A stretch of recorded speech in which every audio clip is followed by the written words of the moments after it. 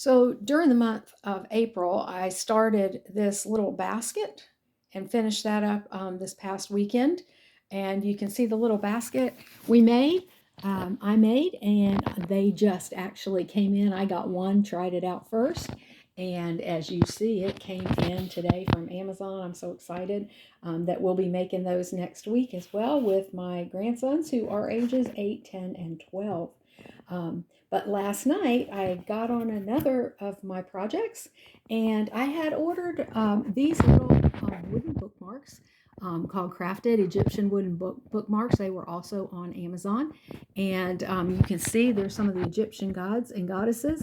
And that's up to you how much you want to get into those things, but it's kind of a fun idea for the kids to see what it was like in the ancient days of Egypt.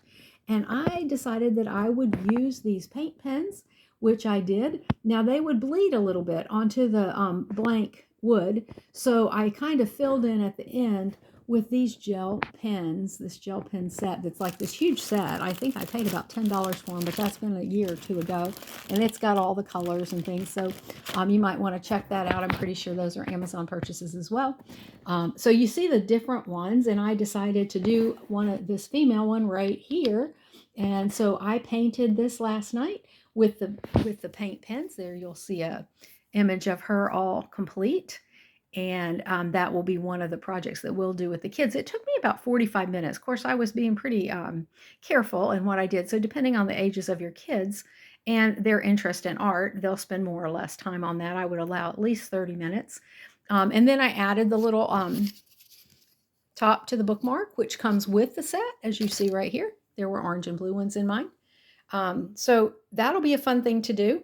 So we have the baskets, and we have the Egyptians there.